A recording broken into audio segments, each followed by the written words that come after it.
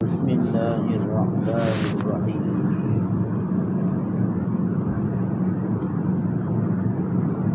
وآیۃ لہم انا حملنا ذریتہم فی الفلک المشحون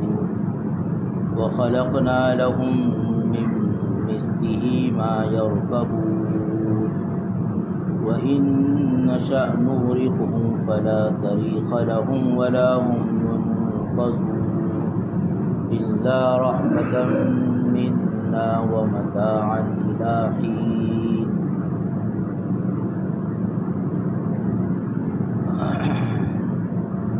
اور ان کے لیے ایک نشانی یہ ہے کہ ہم نے ان کی ذریت کو بھری ہوئی کشتی میں سوار کیا اور ہم نے ان کے لیے اسی جیسی وہ سواریاں پیدا کی جن پر وہ سواری کرتے ہیں، اور اگر ہم چاہیں تو ان کو غرق کر دیں، پھر نہ ان کی کوئی فریاد سننے والا ہو اور نہ وہ ان کو چھڑا سکیں۔ یہ سب ہماری طرف سے رحمت ہے اور ایک متعینہ وقت تک کے لیے نفع کا سامان ہے۔ اللہ تعالیٰ نے اپنی قدرت کی نشانیوں کو بیان کیا ہے اور انسان کو غور و فکر کرنے کی دعوت دی ہے۔ چنانچہ اوپر کی آیات میں زمین کا تذکرہ آیا، زمین سے نکلنے والی نباتات، پیڑ پودے، پھل پھول، غلہ وغیرہ کا تذکرہ آیا، نہروں اور دریا کا تذکرہ آیا، اس کے بعد چاند اور سورج کا تذکرہ آیا، رات اور دن کا تذکرہ آیا۔ اسی کے ذیل میں فرما رہے ہیں کہ اللہ کی قدرت کو سمجھنے کی ایک نشانی وہ سمندر کی کشتیاں بھی ہیں۔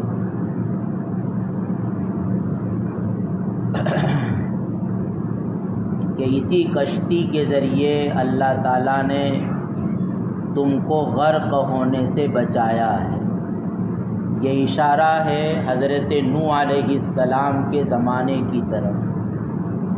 کہ حضرت نوح علیہ السلام کے زمانے میں بطور عذاب کے سمندری طوفان آیا،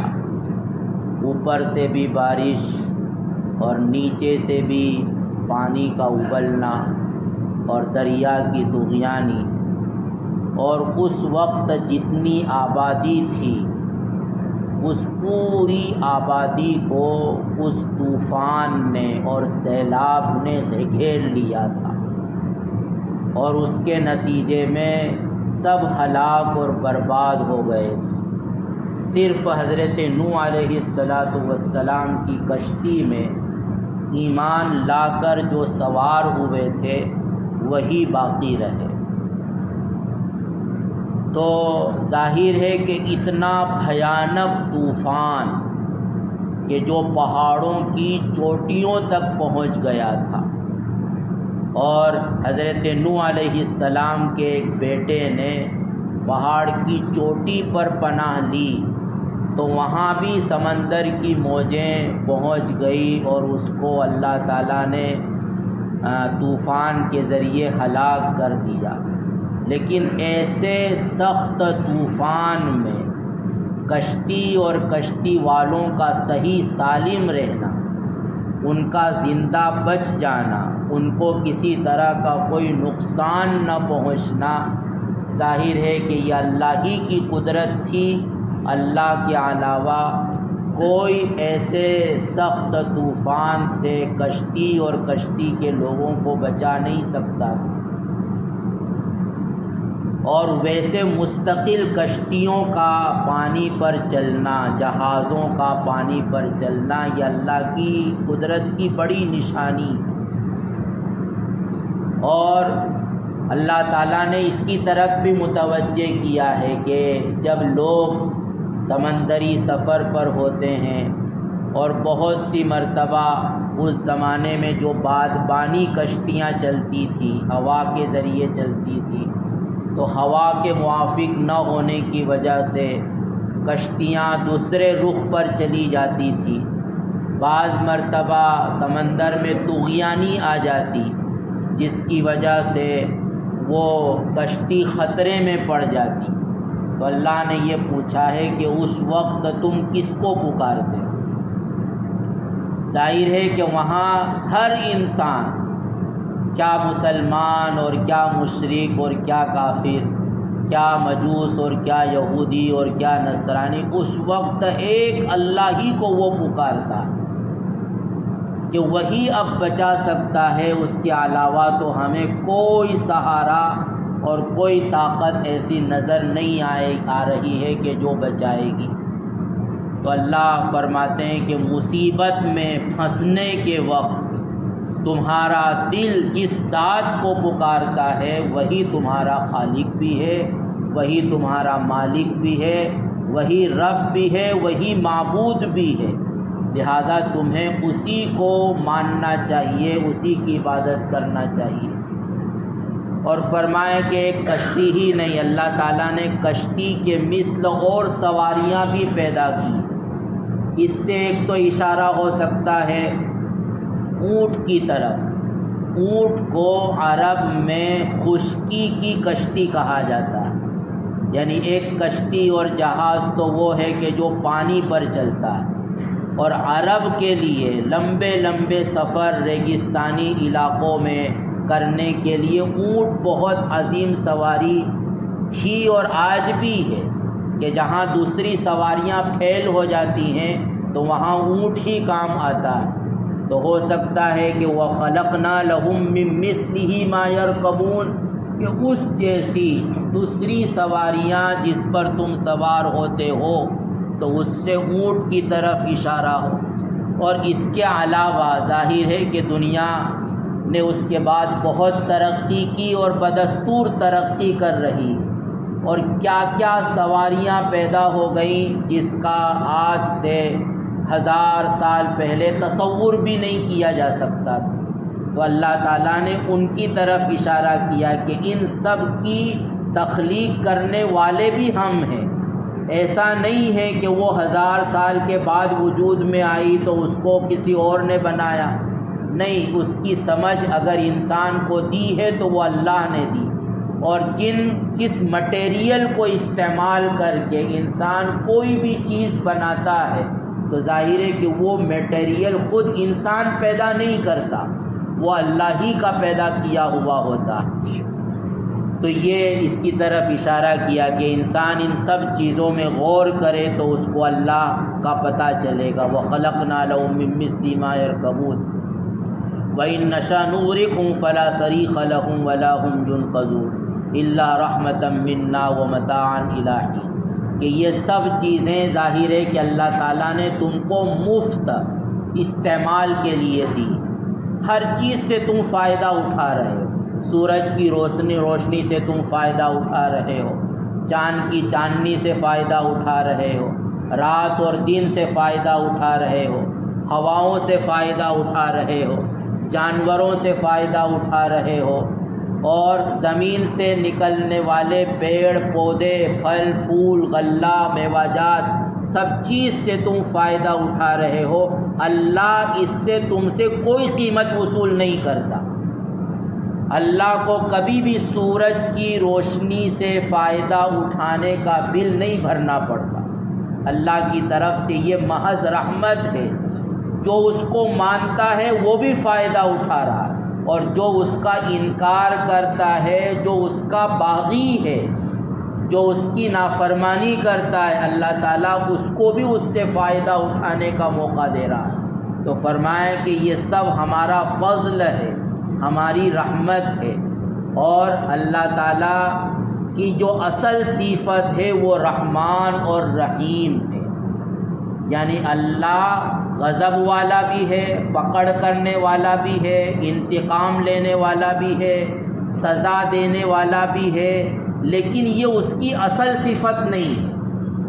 اس کی اصل صفت رحمان اور رحیم ہے۔ اسی لیے جو ہم قرآن مجید کو شروع کرتے ہیں تو شروع میں جو اللہ تعالیٰ نے اپنی پہچان کروائی ہے، تو اپنی پہچان کرانے کے لیے وہاں اللہ نے اپنی یہ صفت بیان نہیں کی کہ وہ بہت غصے والا ہے،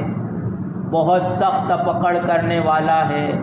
بلکہ اس نے اپنی پہچان کرائی ہے رحمان اور رحیم سے۔ تو اللہ ہر ایک پر رحم کرتا ہے، اور پکڑ اسی وقت ہوتی ہے جب کہ کوئی اللہ کی نافرمانی کرتا ہے، اور نافرمانی کرنے کے بعد توبہ کا وقت ملنے کے باوجود بھی توبہ نہیں کرتا، مہلت ملتی ہے لیکن اس سے فائدہ نہیں اٹھاتا، تب جا کر آخری درجے میں اللہ تعالیٰ کبھی کسی بندے کی پکڑ کرتے ہیں، کسی قوم کی پکڑ کرتے ہیں۔ تو اس لیے فرمائیں کہ یہ سب ہماری رحمت ہے، ہمارا فضل ہے۔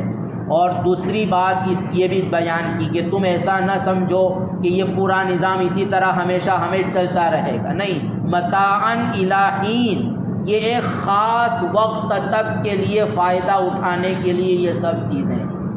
ورنہ ایک وقت آئے گا یہ آسمان کا نظام ختم ہو جائے گا، زمین کا نظام ختم ہو جائے گا، چاند اور سورج ختم ہو جائیں گے، بارش کا نظام ختم ہو جائے گا، سب پورا نظام اللہ تعالیٰ درہم برہم کر دیں گے۔ یعنی انسان جس دنیا میں رہتا ہے وہ، اور جو خود انسان اپنی طاقت اور قوت کو استعمال کرتا ہے، یہ سب چیزیں اللہ بار بار اس بات پر ہم کو تنبیہ کرتا ہے کہ یہ فانی ہے، ختم ہونے والی چیزیں ہیں، باقی رہنے والی ذات اللہ کی ہے، اور جو اللہ سے تعلق قائم کرے گا تو وہ باقی رہے گا، ورنہ اس کے علاوہ دنیا کی ہر چیز فانی ہے۔ یہ اللہ نے دنیا کی حقیقت بار بار یاد دلائی، اور اسی لیے نبی کریم صلی اللہ علیہ وسلم نے ایک مرتبہ عبداللہ ابن عمر رضی اللہ تعالیٰ عنہ کے کاندھے پر ہاتھ رکھا اور نصیحت فرمائی۔ وہ نصیحت فقط ان کے لیے نہیں تھی بلکہ ہر انسان کے لیے ہے کہ کن فی الدنیا کأنک غریب او عابر سبیل، کہ دنیا میں اس طرح رہو جس طرح کہ ایک مسافر رہتا ہے۔ مسافر کہیں جاتا ہے سفر کر کے اپنے وطن سے، اس کو معلوم ہے کہ مجھے یہاں ہمیشہ نہیں رہنا، زندگی بھر نہیں رہنا، تو وہاں وہ اپنی مستقل دنیا نہیں بساتا، کہ وہاں اس نے گھر خرید لیا، فلیٹ خرید لیا اور عیاشی شروع کر دی، بلکہ وہ اپنے خاص کام کے لیے جاتا ہے، وہ کام ہو جاتا ہے تو فوراً وہ آنے کی فکر کرتا۔ تو فرمایا کہ ایک انسان کو دنیا میں اسی طرح رہنا ہے، اس کو ہر وقت معلوم ہونا چاہیے کہ میں کچھ زندگی کے لیے یہاں پر آیا ہوں، ورنہ یہاں سے مجھے پھر رخصت کرنا ہے، تو میں اس جگہ کے لیے کیا سامان اکٹھا کر رہا ہوں۔ او عابر سبیل، یا فرمائیں کہ اس طرح رہو جس طرح کہ راستہ گزرنے والا چلتا ہے۔ راستہ گزرنے والا وہ کہیں گزرتے ہوئے کوئی تماشا ہو رہا ہو تو اس کو دیکھنے کے لیے اپنا وقت ضائع نہیں کرتا، اس کو معلوم ہے کہ یہ راستہ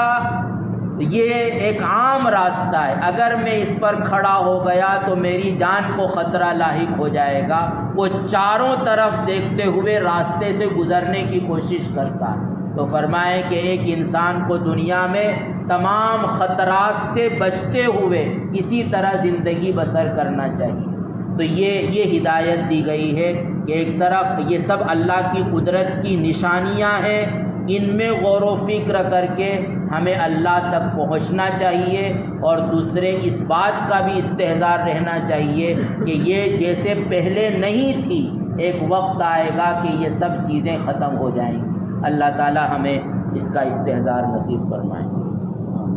سبحان اللہ و بحمدہ، سبحانک اللہم و بحمدک، نشہد ان لا الہ الا انت، نستغفرک۔